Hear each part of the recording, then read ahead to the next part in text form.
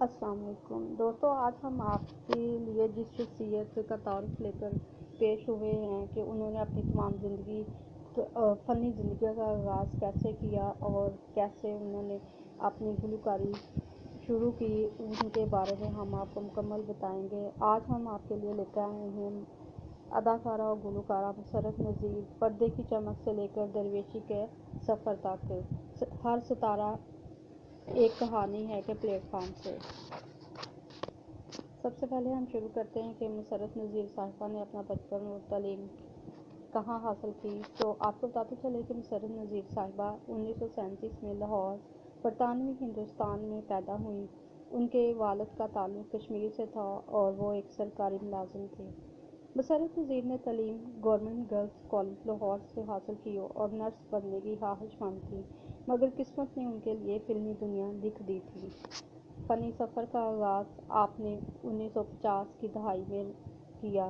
پہلی فلم 1955 میں قاتل میں ان کے سادہ اور دلکش اداکاری نے سب کو متاثر کیا۔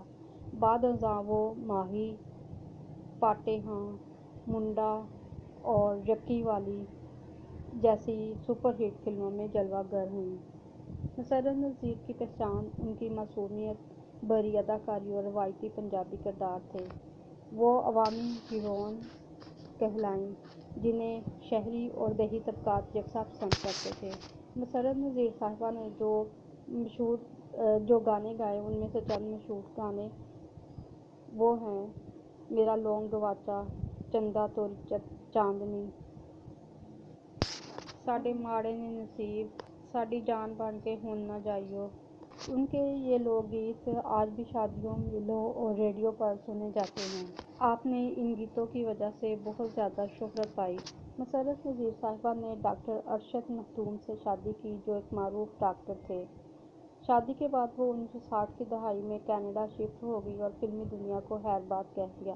ان کے 2 بچے ہیں اور وہ اب زیادہ تر وقت اپنے خاندان اور روحانیت میں گزارتی ہیں۔ کینیڈا میں مسرت نذیر نے ایک سادہ اور روحانیت سے بھرپور زندگی کو اپنایا۔ وہ وقتاً فوقتاً پاکستان آتی رہتی ہیں، مگر فنی دنیا سے مکمل طور پر کنارہ کشی کر چکی ہیں۔ مسرت نذیر صاحبہ کو ان کی کارکردگی سراہتے ہوئے جو ایوارڈز دیے گئے ان میں سے لائف ٹائم اچیومنٹ ایوارڈ مختلف ٹی وی چینلز اور اداروں کی طرف سے دیے گئے۔ پنجابی فلم انڈسٹری میں بہترین خدمات پر کئی علاقائی اعزازات بھی آپ کو دیے گئے۔ 1989 میں آپ کو پرائڈ آف پرفارمرز یعنی صدارتی تمغہ برائے حسن کارکردگی بھی دیا گیا۔ مسرت نذیر صاحبہ ایک ایسی فنکارہ ہیں جنہوں نے نام، شہرت اور مقبولیت کی انتہاؤں کو چھوا، مگر سادگی، روحانیت اور خاندانی زندگی کو فوقیت دی۔ ان کی زندگی ایک مثال ہے کہ اصل عظمت صرف شہرت میں نہیں، انتخاب میں ہے۔ جی ناظرین، یہ تھی مسرت نذیر صاحبہ کی زندگی پر مبنی کہانی ہر ستارہ ایک کہانی کے پلیٹ فارم سے۔